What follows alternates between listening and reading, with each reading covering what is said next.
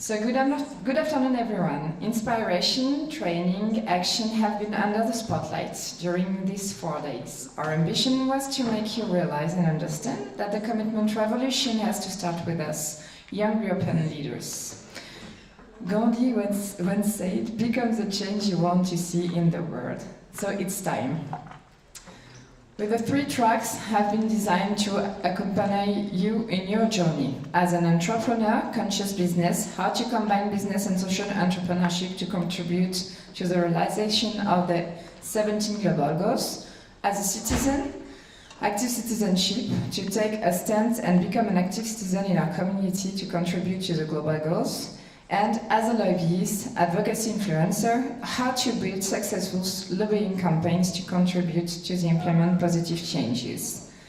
With a total of 40 trainings and workshops, 1 hack for global goals, which made it possible to bring out impactful solutions that will allow us to tackle the greatest challenges. An inspiring talk with the exceptional presence of Marina Ponti and the major economic stakeholders. So, 4 days of active and concrete work that allow us to produce a concrete resolution now for European years to build a better commitment in favor of the SDGs. So this is the final word of the COC team. Thank you everybody for joining us and think of the future of the European youth through these global goals. Thanks to you, thanks to your work, we succeed to write a real impacting resolution. So Victor, maybe can you join me? And we will sign this paper and send it to everyone and to our politics and the media and say, okay, now European youth is ready to impact and to act in favor of the global goals. So thank you very much.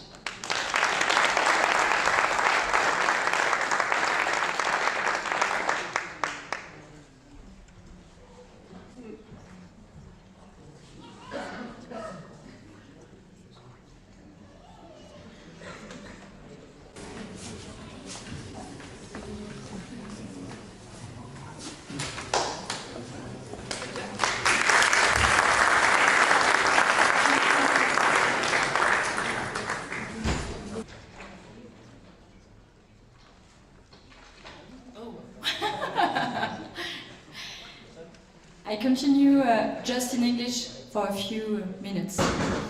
So we want to conclude this event with a special guest speaker who is going to wake up our consciousness on the major paradigm shifts we are facing. He is born in Brussels. He studied at the École Polytechnique in Brussels with a specialization in nuclear physics. In 1973, he collaborated with Ilya Prigozhin, Nobel Prize 1977, and began his contribution to the physics of complex systems and processes applied to the world of socio-economic perspective, management and neurology. In parallel, he studied MBA and philosophy and history of religions. After 1982, he also worked as a crisis manager for more than 10 years. He is the author of more than 80 works of perspective, spirituality and philosophy. You will also see that he's not short on humor. I make the traduction in English. I have a quote. If trees are the earth's hair, mankind are its lies. I don't know if, okay. I don't know very well, but I'm happy to introduce Marc Halévy.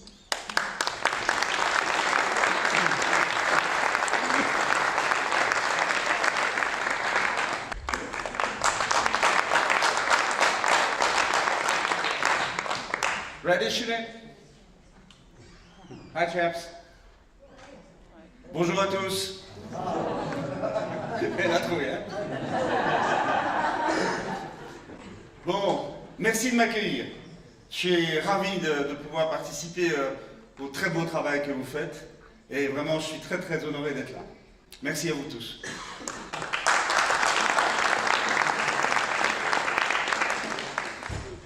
Bon, comme j'ai pas beaucoup de temps, on va rentrer dans le vif du sujet maintenant. Donc la question posée, c'est qu'est-ce qui nous arrive? Vous avez vu que ça bouge quand même beaucoup depuis des années maintenant. Il y a de bonnes raisons de se poser des tas de questions. Et la première des questions, c'est qu'est-ce qui nous arrive? La réponse, c'est ça. Is that clear enough for everybody? Yeah. Thank you. Bon, alors vous voyez que là-dessus, il y a un mot-clé, c'est bifurcation. Alors, je vais d'abord vous donner une définition un peu sérieuse de la bifurcation. Une bifurcation, c'est ceci. Lorsqu'un processus complexe, vous, moi, une société, une entreprise, lorsqu'un processus complexe évolue, il évolue selon sa propre logique interne.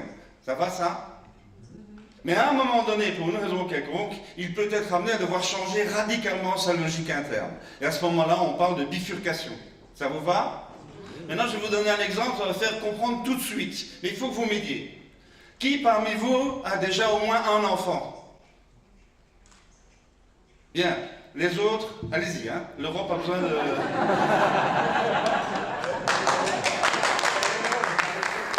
Bon, ben pour ceux qui ont déjà eu un enfant et ceux qui peuvent imaginer ce que ça peut faire, je leur demande de se mettre mentalement au moment de la naissance de votre premier enfant. Ça y est? Vous y êtes? Vous vous souvenez de ce moment-là? Eh bien, ce jour-là, vous avez compris quelque chose.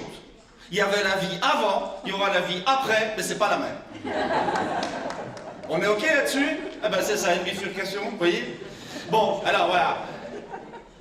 Maintenant, un peu plus sérieusement, ce modèle que je vais vous exprimer aujourd'hui est un modèle dont le concept est né en 1982. Vous voyez, ça date quand même déjà un peu. Il a été terminé aux alentours de 90-91, quand je travaillais chez Ilya Prigogine. Et donc, ce qu'on avait fait à ce moment-là, c'est rêver d'essayer de modéliser l'évolution du système socio-économique humain mondial. Vous voyez, c'était ambitieux. Et je crois qu'on y est pas mal parvenu. Alors, quand on dit il y a une bifurcation, ça c'est l'intuition de départ. C'est vraiment de là que tout est parti. Et une fois qu'on a eu cette intuition, ben, il fallait montrer que l'intuition était bonne. Et c'est à ce moment-là qu'on commence à faire de la science. Et donc, la chose qu'il fallait faire, elle est double. La première, c'est montrer clairement que l'ancienne logique du système ne pouvait pas continuer.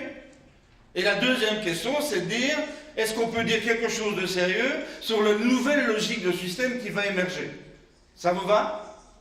Bon, une fois qu'on a dit ça, ben vous allez voir que toute la conférence que je vais faire est une conférence qui va à chaque fois dire, voilà pourquoi la logique ancienne s'arrête, et voilà ce qu'il faut faire pour qu'elle puisse redémarrer.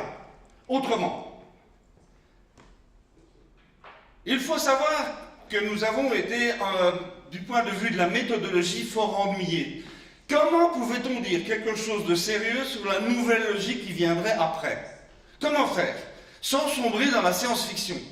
Et là, on a trouvé une méthode qui a extrêmement bien fonctionné, c'est d'aller voir les historiens et demander aux historiens si des bifurcations comme ça, il y en avait déjà eu par le passé ou pas. Si la réponse est non, ben tout s'arrête, on ne peut rien faire. Si en revanche la réponse est oui, alors on peut commencer à travailler. Heureusement, si je suis là aujourd'hui, c'est que la réponse a été oui. Entre nous, soit dit, essayez d'imaginer une équipe de physiciens et théoriciens qui va frapper à la porte d'une équipe d'historiens pour leur proposer de travailler ensemble pendant quelques années. Je peux vous assurer que c'est une aventure humaine. Mais ça a marché et c'est génial. Donc voilà, que nous disent les historiens? Et là, il faut que vous soyez attentifs. Les historiens nous disent, l'histoire humaine connaît des cycles. Et les cycles les plus intéressants, c'est ce qu'on appelle les cycles paradigmatiques.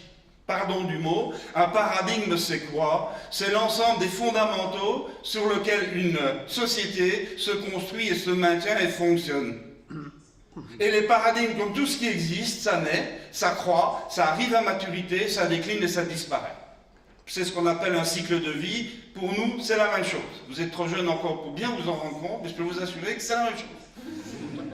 Donc voilà. Deuxième chose que les historiens nous apprennent, c'est que quand un cycle commence à sortir d'équilibre, un autre cycle commence à émerger qui va prendre le relais. Exactement comme ceux qui ont des enfants ont fait. Ils sont arrivés à l'âge adulte, à ce moment-là, ils ont enclenché un processus qui va faire qu'un gamin va être adulte au moment où eux vont commencer à décliner un peu. Donc voilà. La troisième chose que les historiens nous apprennent, c'est que la durée de vie d'un paradigme est à peu près constante. Et quand on dit à un physicien qu'il y a un truc constant, il est content. Donc la durée de vie moyenne d'un paradigme, c'est 550 ans. En moyenne, on est bien d'accord, hein? Donc ça veut dire que tous les 550 ans, il y a une bifurcation. C'est ça que ça veut dire. Et si on regarde dans le passé, oh là, ça c'est le futur. Si on regarde le passé, ben regardez ce qui se passe en Europe. Mais je souligne, c'est la même chose dans la civilisation chinoise, c'est la même chose dans la civilisation indienne, on l'a vérifié. Mais dans la civilisation européenne, ben vous voyez, c'est très simple. Si on considère qu'aujourd'hui, nous vivons une bifurcation, vous retournez 550 ans en arrière, vous arrivez à la Renaissance. Passage de la féodalité à la modernité. 550 ans avant, c'est la fin du rêve carolingien. 550 ans avant, c'est la chute de l'Empire romain. 550 ans avant, les légions romaines envahissent la Grèce antique et détruisent le berceau de la philosophie. Ce qui m'empêche toujours de dormir d'ailleurs. Bon, regardez un petit peu maintenant le schéma qui vient. Le schéma qui vient essaie de montrer ce que c'est, pour un historien, une bifurcation. Voilà. Vous voyez, il y a 3 éléments graphiques, c'est hyper simple. La courbe rouge descendante, vous voyez, ça c'est la fin du paradigme d'avant. Donc il est en train de décliner et il est en train de disparaître gentiment. Le deuxième élément, c'est la courbe verte. La courbe verte, c'est le nouveau paradigme qui émerge progressivement, qui à un moment donné croise l'autre, devient prépondérant et s'installe à l'équilibre une fois qu'il a atteint son maximum. Ça vous va ? Le point de croisement entre les deux, ben c'est ça la bifurcation. On passe d'un paradigme à un autre. Et autour de ce point de bifurcation, il y a ce cercle bleuâtre qu'on appelle la zone de grande turbulence. Je pense que je ne dois pas vous faire un dessin, on est dedans. Donc la zone de grande turbulence, c'est en fait l'ensemble des crises et des turbulences, le mot le dit bien, qui résultent du choc de ces deux paradigmes qui sont contradictoires. Alors la question elle est, mais pourquoi sont-ils contradictoires? Pourquoi est-ce que ce n'est pas un passage de relais simple? Vous avez tous été adolescents, vous vous souvenez? Peut-être certains d'entre vous ont des enfants déjà adolescents. Eh ben, la crise de l'adolescence, c'est juste la crise des générations, c'est le conflit des générations, c'est juste la même chose. Il y a la logique d'avant qui dit, vous savez, moi j'ai compris, moi je suis suffisamment âgé pour vous dire que j'ai compris la sagesse de la vie, et vous, mes enfants, vous allez m'écouter et appliquer gentiment ce que je vais vous dire, parce que moi je sais. Et puis il y a l'autre génération qui dit, écoute, t'es bien gentil, mais ta logique de vie, elle était par rapport à un monde qui n'existe plus. Et mon monde à moi, c'est pas celui-là. Vous sentez un peu ça? Je pense que certains d'entre vous doivent le vivre encore tous les jours, non? Hein? Donc on est bien dans l'opposition de deux logiques de vie. Bien. Donc il y a conflit entre ces deux logiques de vie, entre ces deux paradigmes, qui engendrent une zone de grande turbulence. Et on est bien dedans.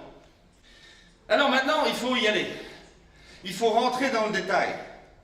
Pourquoi l'ancienne logique est-elle en train de mourir?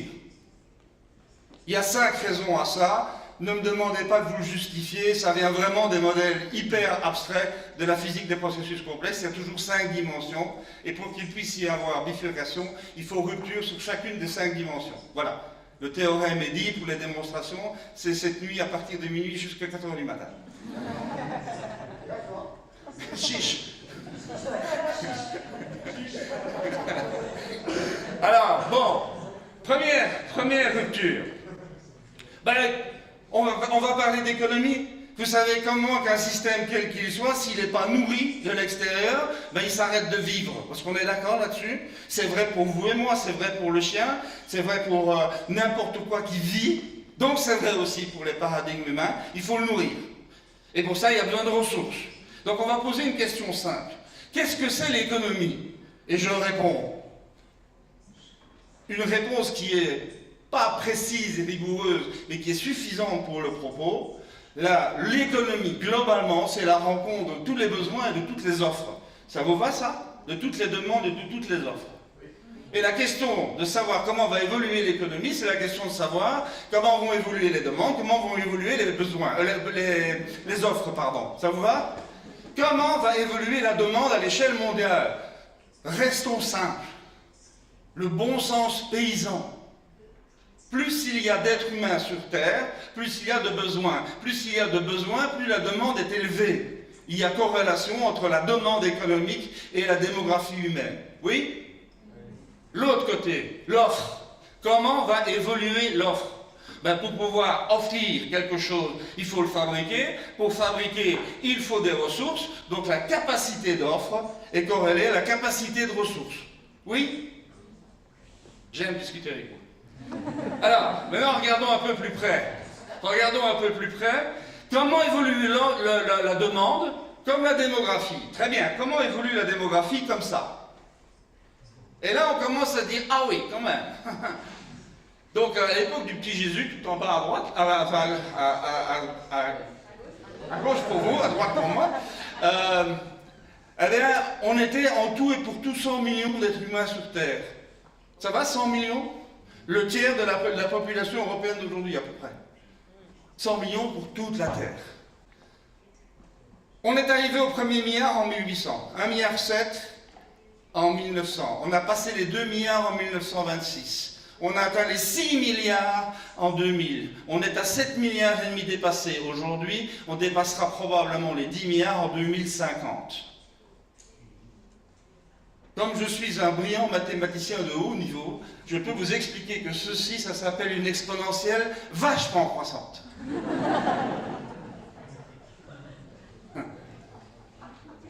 De l'autre côté, comment évolue l'offre? Ben, comme les ressources, on a dit très bien. Comment elles évoluent, les ressources? Ben, vous savez qu'il y a deux types de ressources, les ressources renouvelables et les ressources non renouvelables. Les ressources renouvelables, c'est la grande nouvelle du jour, se renouvellent. Attends. Parce que j'ai de mauvaises nouvelles. Les ressources non renouvelables, plus on puise dans les réservoirs, plus le niveau du réservoir baisse. Or, il se fait, et là encore, je n'ai pas le temps de vous en montrer, de vous en faire la démonstration, mais les ressources renouvelables, aujourd'hui, couvrent grosso modo 15% des besoins mondiaux en ressources. Je dis bien ressources, hein, je ne parle pas que d'énergie. Ressources, et ne dépassera jamais, pour des raisons thermodynamiques, ne dépassera jamais les 20% de la demande actuelle. Donc ça veut dire qu'aujourd'hui, nous sommes en train de continuer à vivre en puisant sur les ressources non renouvelables. Je vous signale que ce jour est un jour intéressant, parce que hier, en Europe, ici, chez nous, en Europe, on a passé le point on est passé du côté où on ne peut plus compter sur le renouvellement de ce qu'on consomme à partir d'hier. Donc il faut bien savoir ça. 80% des ressources non renouvelables, connues ou supposées, a été consommée sur les 150 dernières années. Donc je pense qu'il y a là quelque chose qu'il faut bien comprendre, c'est que nous sommes devant un vrai problème. Combien de temps disposons-nous pour inverser la donne? Je veux le dire autrement, le jour où il n'y aura plus du tout de ressources non renouvelables, et ça arrivera forcément, à ce moment-là, la question est, combien d'êtres humains peuvent vivre décemment sur Terre? La réponse est 2 milliards. Donc ça veut dire qu'aujourd'hui, on est déjà 5 milliards et demi de trop, et en 2050, on sera 8 milliards de trop. Est-ce que c'est un problème? Tout dépend du temps qu'on a. Tout dépend du temps qu'on a. Organiser un atterrissage en douceur de la démographie, c'est possible, à condition qu'on ait le temps pour le faire. Si on dit, ok, c'est pour dans 10 000 ans, ça va bien. Si on dit c'est pour demain matin, là, on a un vrai souci. Donc voilà, il faut essayer de mesurer ça dans le temps, mais on peut le faire.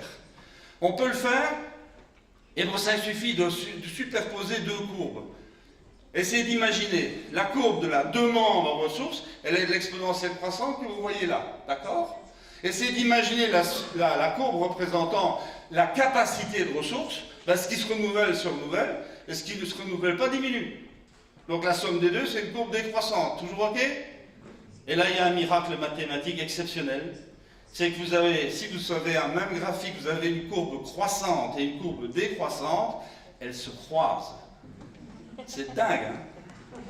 Et ce point de croisement, c'est un point essentiel. Ça s'appelle le peak point. Là, ça va la traduction peak point?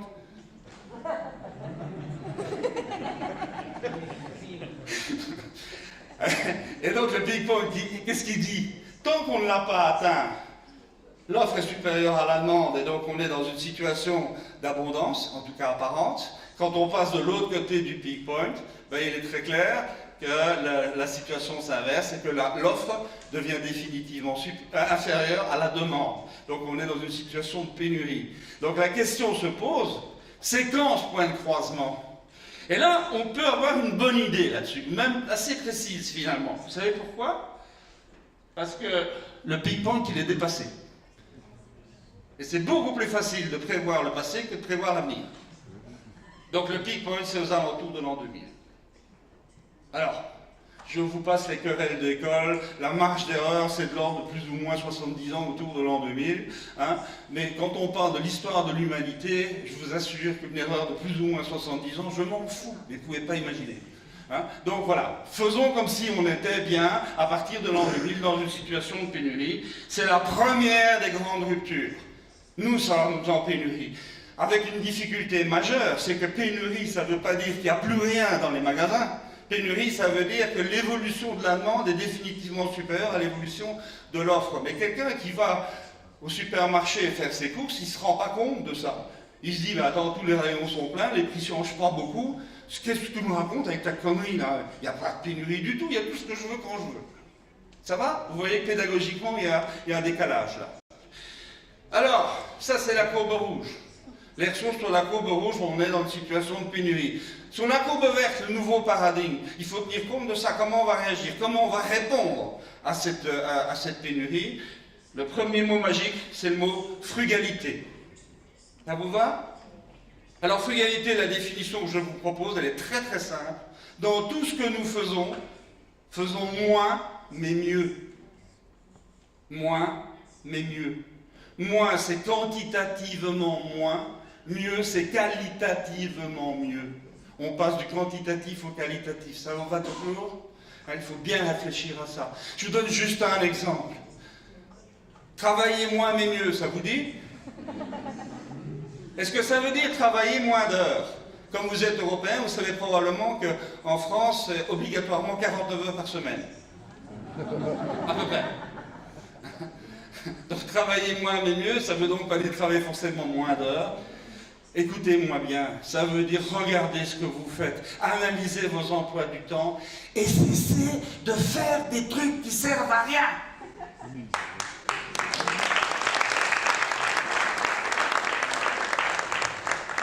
Bon, rupture suivante, ben celle-là, les technologies, vous l'avez bien compris.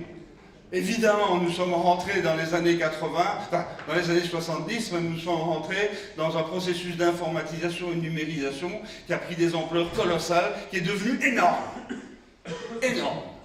Et je crois fondamentalement que les univers du numérique, on est à peine au début, et ça va nous offrir des possibilités incroyables, mais aussi des dangers incroyables. Et c'est là où je voudrais en parler un tout petit peu avec vous. Et pour ça, j'ai un petit schéma à vous proposer. La première dimension du numérique aujourd'hui, elle est surtout californienne, vous voyez ce que je veux dire? Et elle est essentiellement axée sur le ludique.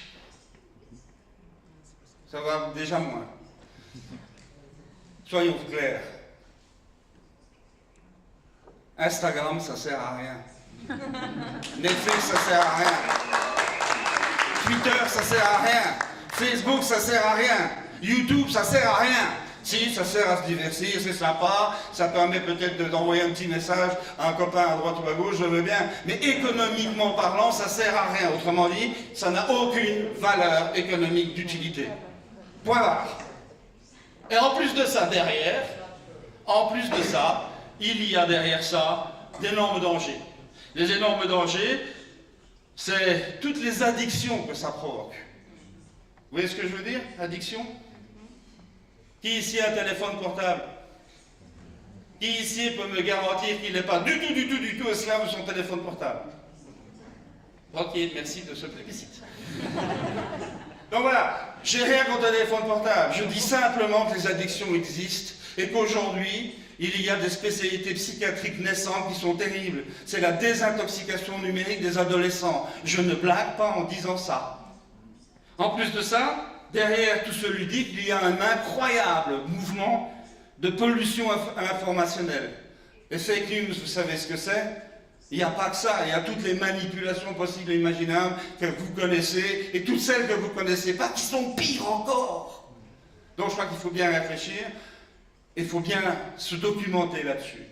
Il y a des choses magnifiques, il y a des choses qui sont très dangereuses. Alors, on va parler maintenant de ce qui, moi, m'intéresse plus dans la révolution numérique. La deuxième dimension, c'est la robotique. Alors, je vais aller très vite là-dessus. Aujourd'hui, la nouvelle génération de robots, elle est prête, elle est là. Elle a été conçue et fabriquée essentiellement en Europe et en Extrême-Orient, relativement peu aux États-Unis. Et ces robots-là, ils sont extraordinaires du point de vue de leur capacité mécanique, avec une précision et une puissance incroyable, et surtout, la miniaturisation a permis de les doter de puissance de calcul colossale, donc on peut faire tourner là-dessus des logiciels énormes qui leur permettent d'aborder des problématiques extrêmement subtiles et difficiles. Juste un chiffre. Cette génération, aujourd'hui, elle est prête. Je parle pas de vous, hein, je parle des robots. Elle est prête, et 2 études, l'une allemande, l'autre européenne, qui a été faite à Liège, convergent sur le résultat. D'ici à 2035, ça va? 40% des emplois aujourd'hui occupés par des êtres humains seront occupés par des robots. 40. Ça touchera tous les métiers. Tous. Et donc moi je vous invite à anticiper, parce que celui qui n'anticipe pas ce genre de mouvement, il va le subir. Et celui qui va subir, il va souffrir. Est-ce que ça veut dire pour autant que 40% des êtres humains n'auront plus rien à faire et seront relégués au chômage? Mais bien sûr que non. On a déjà connu dans l'histoire beaucoup de bouleversements technologiques de ce type-là. Il y a de nouveaux métiers qui surgissent, il y a de nouvelles dimensions qui surgissent, il y a de nouveaux talents humains qui sont mis en évidence et qui permettent de redévelopper une autre manière de faire de l'économie. Cela dit, tous les métiers seront impactés. Quand aujourd'hui j'ai un adolescent qui vient me voir et qui dit « mais quelles études je dois faire pour avoir un bon boulot ?» Je dis 2 choses. 1, fais faire les études qui te passionnent, parce que quelle que soit ta passion, elle va trouver un chemin. Et 2, c'est pas vrai? Donc fais des choses qui te passionnent. Et deuxième chose, t'occupe pas du boulot, t'occupe pas de trouver un emploi. La meilleure manière de trouver un emploi, c'est de le créer soi-même.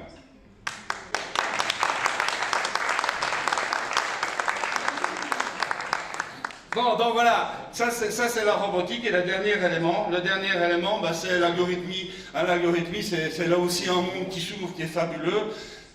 Pour le faire très très court, un algorithme c'est quoi? C'est une recette de cuisine. Plus on la fait, mieux elle fonctionne. C'est la description d'un processus, c'est pas la description d'un objet. Cela étant posé, je vais devenir désagréable. Vous employez l'acronyme IA. Ça va? Ça veut dire normalement intelligence artificielle. Vous êtes d'accord? On va se mettre bien d'accord sur un truc. L'intelligence artificielle, ça n'existe pas. Il n'y a rien de plus stupide au monde qu'un ordinateur. Il sait faire une chose, mais il le fait vite. C'est ajouter des 0 et des 1. Period. Et tout ce qu'il fait derrière, ce sont des programmes qui sont le pur fruit de l'intelligence humaine. Il n'y a pas d'intelligence artificielle. Cela étant dit, cette possibilité que nous offrent les ordinateurs de faire tourner des algorithmes hyper puissants nous donne non pas de l'intelligence artificielle, mais de l'intelligence amplifiée ou de l'intelligence augmentée. Ce sont les mêmes lettres initiales, mais ce n'est pas du tout le même sens. Et ça, je crois beaucoup à cette intelligence amplifiée, à la condition qu'elle soit bien utilisée. Il y a une chose qui est magnifique, c'est la capacité de simulation. Nous, on l'utilise beaucoup dans mon domaine de la physique. Les simulations de systèmes complexes et d'évolution de systèmes complexes. On ne peut plus faire ça en mathématiques à la main, c'est plus jouable. Derrière ça, il y a toutes les méthodes de diagnostic. Regardez l'évolution de la médecine, des métiers de médecins, des métiers d'avocats, des métiers de notaires, toutes ces professions qui étaient très portées par des êtres humains, de plus en plus, vont être très fortement assistés et amplifiés par des systèmes experts. C'est extrêmement clair. Les médecins n'ont pas toujours envie de l'entendre, mais ils vont l'entendre un jour, de toute façon. Et puis il y a ce qui m'inquiète beaucoup. Ce qui m'inquiète beaucoup, ce sont les systèmes experts qui parviennent à exploiter à très très grande puissance et très gros volume toutes les données statistiques qui vous concernent. Alors je ne vais pas le faire un discours là-dessus, c'est le sujet qui sort de plus en plus de ces derniers mois, il faut simplement regarder ça de près. Il y a là un vrai danger. Alors qu'Amazon me propose, chaque fois que je vais voir un bouquin, 3-4 bouquins qui sont censés me faire pleurer de joie dès que je vois la couverture, c'est pas très très grave. Ce qui est beaucoup plus grave en revanche, c'est ce qui se passe en Chine, avec la reconnaissance des gens et le suivi des gens à longueur de temps. C'est ce qui se passe dans certains pays, dont les États-Unis, où on vend vos données à votre assureur, à votre banquier, si jamais vous avez un problème de santé détecté avant, etc., etc., etc. Et là, on tombe dans quelque chose qui est inacceptable. Donc, autrement dit, la deuxième rupture, c'est le passage des technologies numériques, des technologies mécaniques aux technologies numériques, avec les magnifiques possibilités qui sont offertes, mais aussi les grands dangers qui sont offerts. Et moi, je voudrais vous proposer, sur la courbe verte, de développer un talent nouveau qui s'appelle l'intelligence technologique. En gros, qu'est-ce que ça veut dire, l'intelligence technologique? Ça veut dire, 1. La technologie doit rester l'esclave de l'homme et l'homme ne peut jamais devenir l'esclave de la technologie. Point 1. Ça a l'air banal, ça ne l'est pas. Deuxième chose, c'est d'appliquer à la technologie le principe de frugalité qu'on vient de voir avant. La technologie, oui, mais le moins possible. En tout cas, ne prendre que ce qui vous est vraiment utile. Vraiment utile pour vous, dans votre vie. Et le troisième principe, et là je parle à des défenseurs de l'Europe, j'en suis un, je voudrais vous proposer de faire tout ce que vous pouvez pour convaincre le monde européen qu'il est plus que temps de développer nos capacités à générer nos propres algorithmes et être moins dépendants de ce qui se passe sur la côte californienne. Qui ici utilise comme moteur de recherche Google? D'accord. Je vous invite juste à faire un petit test. Allez voir Qwant. Q-W-A-N-T. 1. Il est purement européen. 2. Il ne vend pas et il ne pioche pas dans vos données personnelles. 3. Il n'a pas suivi de ce que vous faites. Pensez-y. Juste le contraire de Google. Donc voilà, l'intelligence technologique, c'est utiliser convenablement les possibilités positives de la technologie numérique et de refuser toutes les déviances négatives. Troisième rupture. Regardez l'histoire de l'humanité en termes d'organisation. Quel est le modèle organisationnel qui est utilisé depuis des millénaires à peu près partout, là où les hommes se sont organisés, en société ou en communauté? Tiens, avec vos mains, montrez-moi le signe de ça. Voilà, hein? Voilà, on est bien dans ce modèle-là, qui est le modèle de la pyramide hiérarchique. Ça vous va? Et c'est vrai qu'on le constate partout, depuis longtemps dans toutes les sociétés humaines. Et moi qui vis dans la ruralité, à la campagne, je peux vous dire que les vaches, c'est la même chose. Elles s'organisent aussi en pyramide hiérarchique, et les poules dans le poulailler aussi. Donc on se pose la question à ce moment-là, se dire, mais pourquoi ce modèle-là, mon Dieu? Pourquoi pas un autre? Eh bien, la réponse, c'est les mathématiques. Ce qu'on appelle la pyramide hiérarchique en mathématiques, ça s'appelle l'arborescence linéaire. Eh bien ça, c'est la solution mathématique à un problème tout simple. Mais écoutez-le bien, ça vaut la peine. Comment faire pour relier entre eux tous les éléments d'un ensemble avec le nombre minimum de relations entre eux? Vous avez entendu? Le nombre minimum de relations. C'est donc l'organisation la plus pauvre en interaction. Mais c'est un optimum économique. Forcément, moins il y a de relations à entretenir, moins ça coûte de temps, moins ça coûte d'énergie, donc moins ça coûte d'argent. Donc c'est un optimum économique, mais c'est un processus qui n'est pas du tout performant. Alors qu'est-ce qu'il faut faire? Bon, on va voir les matheux et on dit, bon, ben ça fonctionne pas, ça fonctionne plus aujourd'hui parce que notre monde humain est devenu beaucoup trop complexe et ça c'est beaucoup trop pauvre. Qu'est-ce qu'on fait alors? Et les mathématiciens nous disent, remplacer le mot minimum par le mot maximum. Comment faire pour relier entre eux tous les éléments d'un ensemble avec le nombre maximum de relations entre eux? Ça s'appelle un réseau. Ça s'appelle ce que vous faites vous. JCI, c'est quoi? C'est un énorme réseau. Et vous travaillez en réseau. avec une puissance incroyable. Donc moi je crois que là, on est devant quelque chose qui est inévitable. Les modèles organisationnels du passé sont beaucoup trop pauvres et on doit passer à un fonctionnement réseau collaboratif. Cela étant dit, c'est facile à dire comme ça dans une salle de conférence, le faire sur le terrain c'est autre chose. C'est probablement le plus grand défi managérial des entreprises du siècle qui est le nôtre maintenant, c'est de passer de ce modèle hiérarchique au modèle réseau. Et en Europe, nous avons un exemple magnifique. L'Europe, notre Europe, celle pour laquelle vous venez travailler ici et réfléchir ici, notre Europe, aujourd'hui, c'est quoi? C'est un assemblage mécanique d'États souverains. C'est des pyramides de pyramides. Ça va? Demain, l'Europe doit garder sa place dans le monde, doit devenir un continent. Un continent dans le sens compact du terme. Qu'est-ce qu'il faut faire? Il faut passer de l'assemblage mécanique des États souverains vers quelque chose qui s'appelle le réseau fédératif des régions autonomes. Vive le Morvan libre.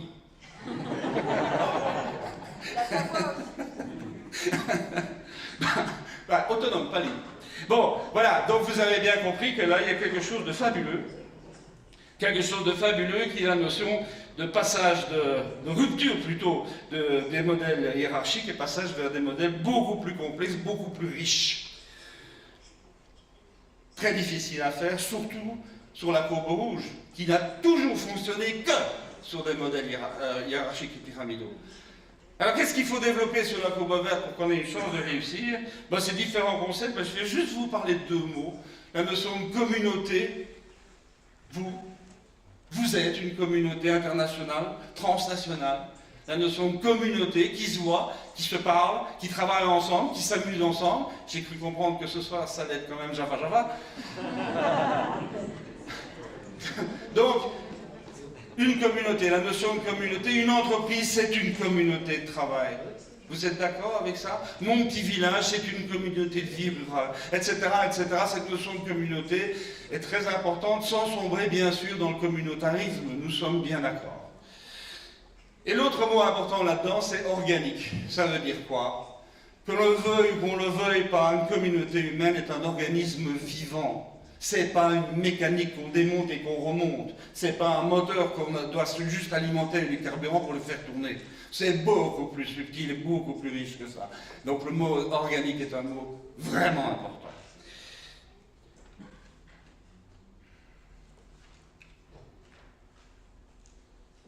Quatrième rupture, celle-là je vais la faire courte.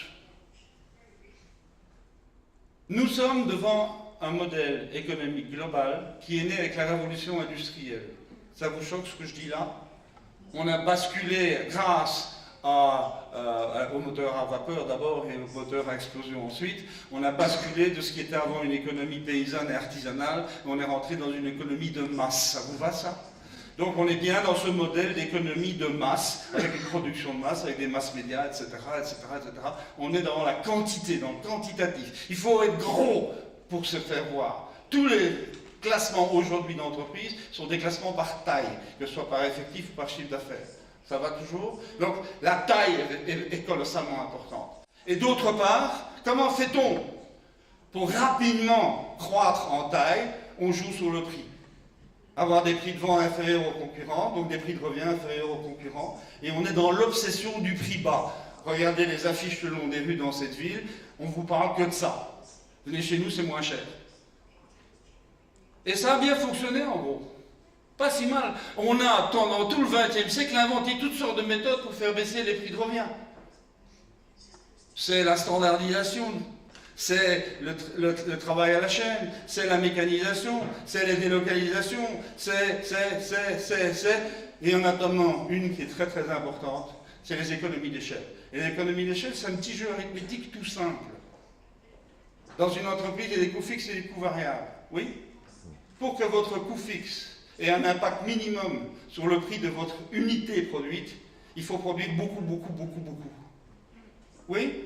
Pour produire beaucoup, je dois avoir une puissance de production énorme, donc pour ça je dois investir énormément, et donc pour ça je dois avoir accès à des capitaux que je dois rémunérer de manière attractive. Ça s'appelle le capitalisme. Et personnellement, j'ai aucun problème avec ce mot-là, tant qu'il s'agit de capitalisme entrepreneurial. Donc, on est bien là devant une logique. Le système industriel est assez vite devenu un système financiero-industriel. Et ça commence à déraper dans les années 1980, avec deux phénomènes intéressants. Le besoin en capitaux explose,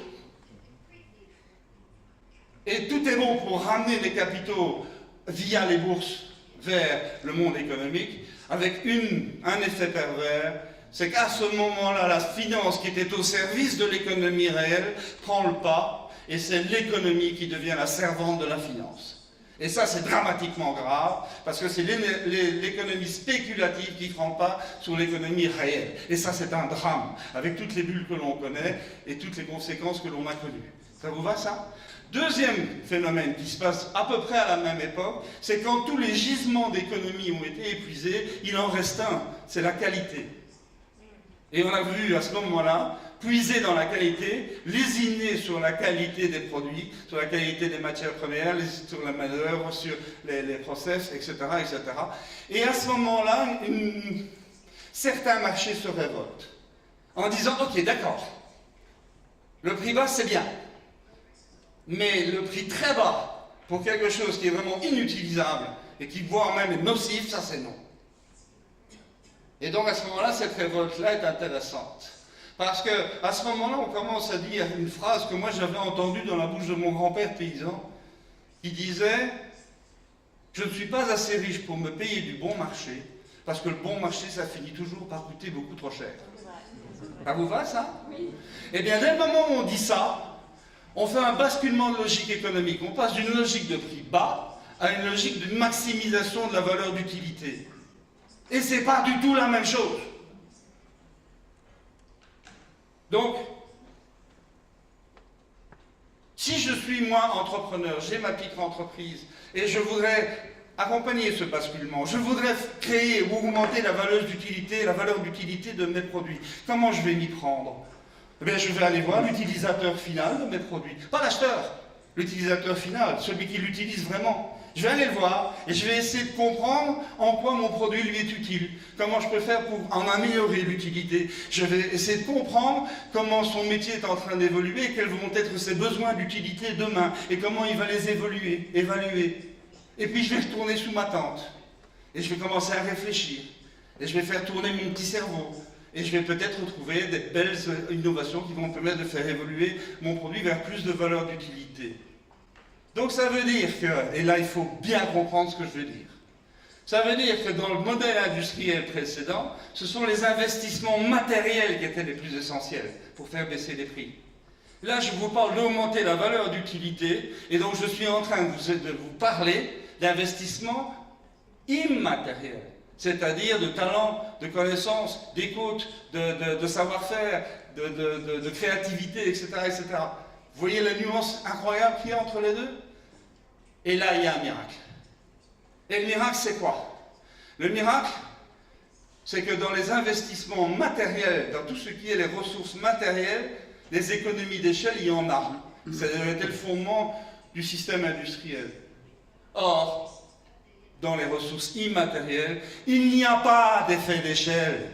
Mettez 20 crétins dans une salle, ça ne fait jamais un prix Nobel.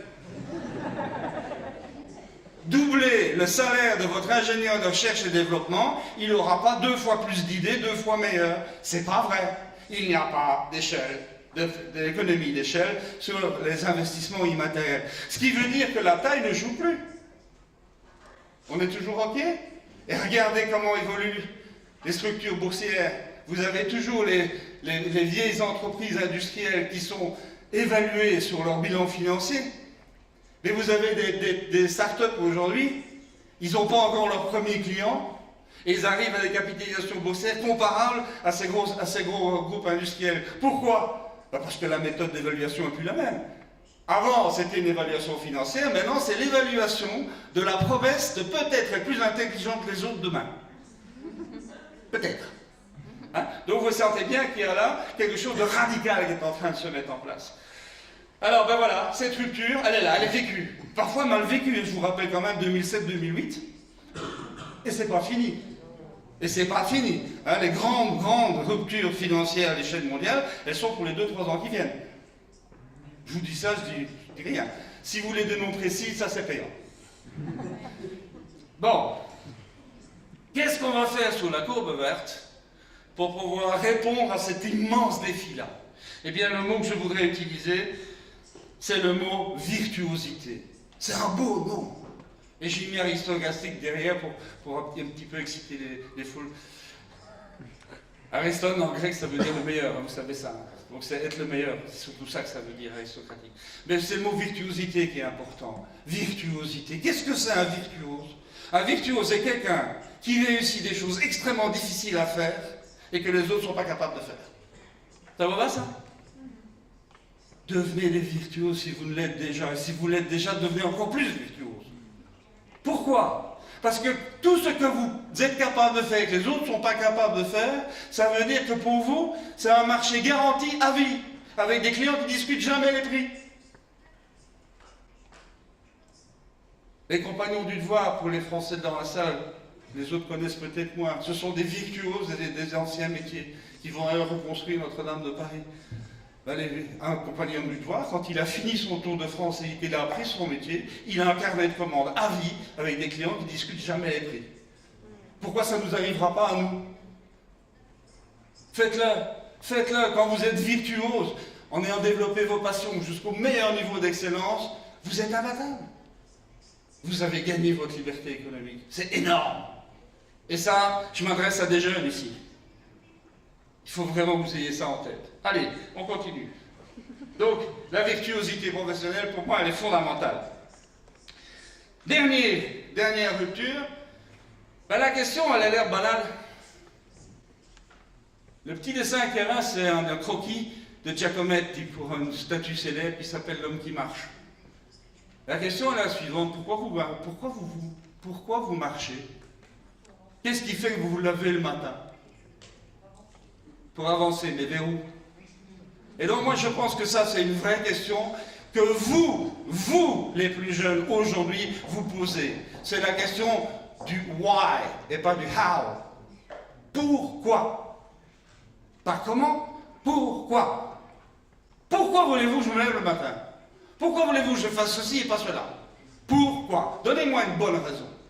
Et ça je crois que c'est une des choses les plus essentielles. Et on nous a dit, et on s'est un peu taquiné avec Audrey quand on a préparé ceci, on nous a dit, ah oui, mais la grande différence, c'est les vieux et les jeunes. Pourquoi? Parce que les vieux, ils ont été formés dans un monde où l'essentiel, c'était de réussir dans la vie. C'est-à-dire dans le regard des autres, par rapport à une échelle sociale. Il fallait avoir une grosse voiture, une grosse maison, un gros compte en banque, un gros cigare et une Rolex à 40 ans. Hein? À 50 ans? Oh, bah alors j'ai réussi dans la vie. J'ai pas de Rolex de toute façon. Bon. Alors on me dit, ben ça c'est les vieux. Mais nous les jeunes, et moi j'en ai 6 à moi. Donc, il dit, mais attends, moi mon problème, c'est mon dernier, entre nous, il s'appelle Noé. Ça vous rappelle quelque chose, Noé? Pour ceux qui parlent hébreu ici, Noah. Hein, vous voyez un peu? Noé. Bien. Noé, aujourd'hui, il a 20 ans. Depuis qu'il a 4 ans, il ne veut faire qu'une seule chose, et il le fait, c'est construire des bateaux. Vous voyez que ça ne compte pas, quand même. Et donc, Noé, eh ben, il a clairement dit les choses. Il dit, écoute, papa, moi, je veux pas... Mon problème à moi, c'est pas de réussir dans la vie. Mon problème, c'est de réussir ma vie. Ça vous parle, ça? Je lui transmettrai vos applaudissements. Cela dit, c'est pas parce qu'on veut réussir dans la vie ou qu'on veut réussir sa vie qu'on est pour autant un être éthique. J'en connais beaucoup, moi, qui veulent réussir leur vie et qui pour ça sont prêts à instrumentaliser tout ce qui se bouge autour. Et ceux qui veulent réussir dans la vie, j'en ai connu plein qui étaient prêts à tuer père et mère et écraser tout ce qui bouge. Oui ou non? Or, nous avons un problème éthique. Et moi, c'est cette question éthique que je voudrais poser. Que veut dire le mot réussir? C'est ça qui m'importe. Et pour ça, sur la courbe verte, je voudrais vous proposer le dernier mot-clé, c'est le mot spiritualité. Alors, pour des tas d'entre vous, ce mot ne pose pas de problème. En France, un petit peu quand même, donc soyons très très clairs, je vous parle de spiritualité au sens philosophique, je ne vous parle pas de religion. On est bien clair là-dessus? Hein? Alors je respecte les foi religieuses, je respecte tout ça, mais c'est pas ça dont je vous parle. Moi je vous parle de spiritualité. C'est-à-dire le fait impérieux de donner du sens et de la valeur à ce que l'on est, à ce que l'on devient et à ce que l'on fait. Sens et valeur. Et c'est ça que vous êtes en train de créer dans cet amphithéâtre, dans ce travail que vous faites ensemble. Du sens et de la valeur. Autrement dit, répondre à cette question fabuleuse. Au service de quoi vais-je mettre ma vie? Une réponse possible, c'est au service de mon nombril. On ne va pas loin. C'est ce que j'appelle le syndrome du poisson rouge. En revanche, la question est ouverte. Il n'y a pas une bonne réponse. Et moi, je vous la pose, la question qui devrait normalement vous tarauder. Au service de quoi faut-il construire l'Europe? Il faut la construire. C'est impérieux, c'est vital, mais au service de quoi?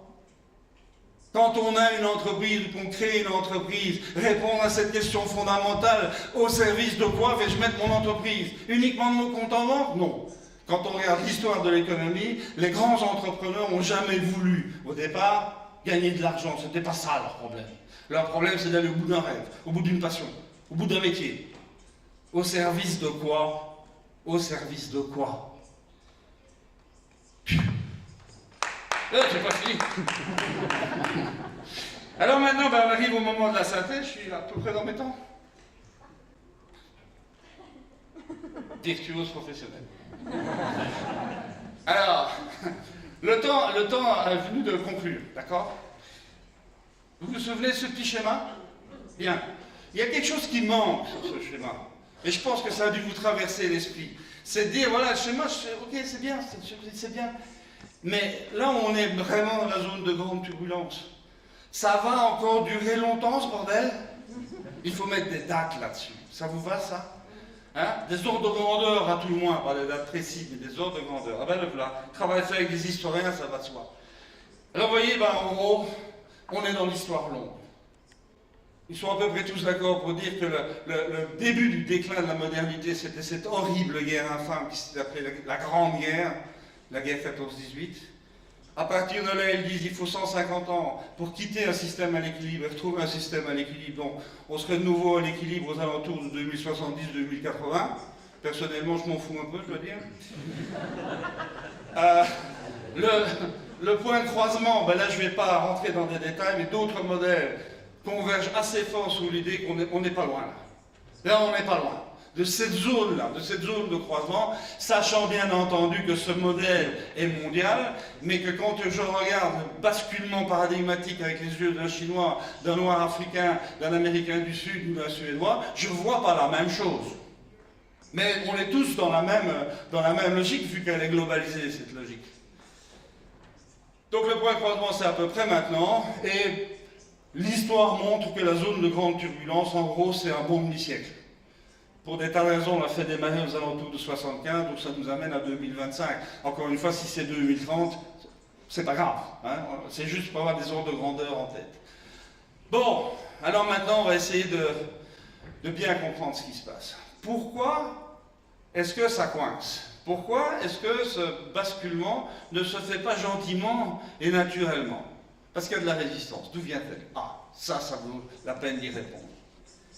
Tout système humain, une fois qu'il atteint une certaine taille, pour assurer sa propre pérennité, fait émerger ce qu'on appelle des systèmes de régulation. Ça vous va? Une entreprise, 3 personnes, tous les jours on boit le café à 8 h du matin, les problèmes sont résolus. Essayez de faire la même chose avec 800 personnes, ça va moins bien. Donc ça veut dire que quand on est dans un système qui prend une certaine taille, il faut commencer à injecter des méthodes de management. C'est ça le management. Eh bien, quels sont ces systèmes de régulation à l'intérieur des paradigmes? Ça porte un nom très clair. Ça s'appelle les institutions de pouvoir.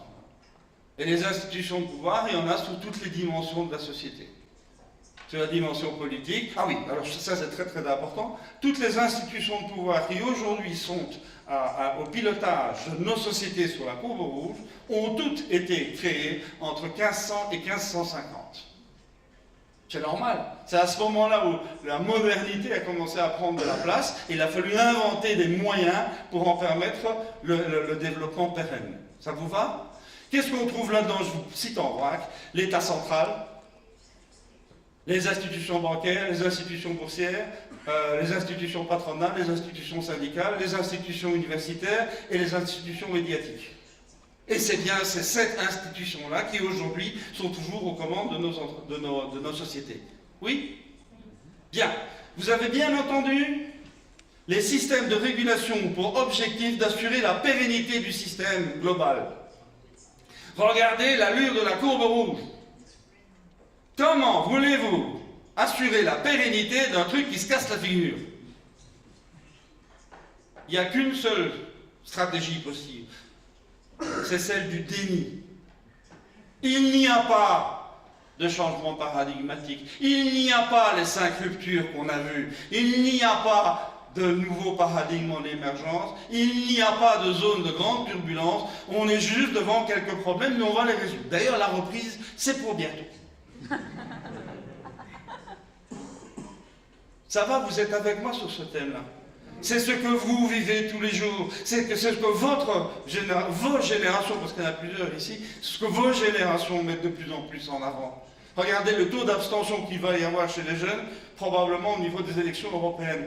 Qu'est-ce que ça veut dire? Ça veut dire que vous êtes en train de me parler de la courbe rouge, mais la courbe rouge, c'est plus mon monde à moi. C'est le monde des institutions. Moi, les institutions, ça ne me concerne pas. Moi, je vis déjà dans un autre monde. Ça s'appelle la courbe verte. Ouais, ils ne le savent pas encore, mais ça vous va, ça? Donc, quand on s'installe dans le déni, nécessairement, il y a divorce. Il y a divorce entre les institutions et l'économie réelle. Il y a divorce entre les institutions et la société civile. On ne parle plus de la même chose. Et donc, c'est extrêmement clair aujourd'hui, et c'est vraiment le mot de la fin, si on en prend pour 3 minutes. Quand vous regardez ce dessin, regardez ce dessin avec les yeux des institutions de la courbe rouge. Ça vous va? Regardez l'allure de cette courbe. Et souvenez-vous de vos vies tous les jours. Imaginez, le matin pour aller au boulot, vous asseyez dans votre voiture, vous écoutez la radio peut-être. À midi, une petite pause sympa, on en profite pour lire un article de journal bien fait. Le soir, vous rentrez, vous vous installez peut-être devant la télévision pour regarder le 20h. Si vous faites tout ça, à 21h, vous êtes bon pour le suicide. Qu'est-ce que c'est? Qu'est-ce que ça veut dire? Ça veut dire qu'il est appliqué systématiquement un adage qui dit un arbre qui tombe fait beaucoup plus de bruit qu'une forêt qui pousse. Et on vous parle que des arbres qui tombent. Mais la forêt qui pousse, on ne vous en parle pas. Or, c'est ça qui est important. Parce que la vie, c'est là qu'elle est. Donc, autrement dit, quand vous regardez ce schéma avec les lunettes de la courbe rouge, vous pouvez comprendre très vite qu'on peut être extrêmement optimiste quant à l'avenir du pessimisme. Maintenant, s'il vous plaît, c'est vraiment le mot de la fin. Enlevez les lunettes de la courbe rouge, mettez les lunettes de la courbe verte. J'ai rien changé. C'est le même dessin, d'accord? Qu'est-ce que je vois avec ces lunettes-là? Ça arrive une fois tous les 550 ans et ça tombe sur nous. Elle est pas belle la vie? Une fois tous les 550 ans, on a la possibilité, voire le devoir, de réinventer tout. Est-ce qu'il ne faut pas réinventer l'école? Est-ce qu'il ne faut pas réinventer la politique? Est-ce qu'il ne faut pas réinventer la recherche? Est-ce qu'on n'est pas en train de réinventer l'Europe? Il faut tout réinventer. Ben c'est maintenant, et c'est nous. Surtout vous. Ah oui. Et moi, je voudrais ici vous faire un grand éloge. Si vous êtes aujourd'hui ici, c'est que vous avez compris quelque chose. C'est que la construction de cette courbe verte qui est vitale, qui est indispensable si on veut éviter le grand effondrement général, si on veut éviter ça, il faut bien comprendre une chose. Le but essentiel n'est pas de changer le monde, le but c'est que chacun arrive à changer son monde. Et c'est donc une philosophie de la responsabilité que je suis en train de vous parler. Ce que vous ne faites pas dans votre monde, personne ne le fera à votre place. Et manifestement, vous l'avez compris, la preuve c'est que vous êtes là. C'est magnifique. Et donc moi je termine par une photo qui est un peu ma photo fétiche qui a été prise à Londres. Sorry for the inconvenience, we're trying to change the world. Tu traduis? Allez changer le monde, c'est ce que vous faites tous les jours, vous tous. Et mes 4 petits-enfants et moi vous en remercie du fond du cœur. Merci.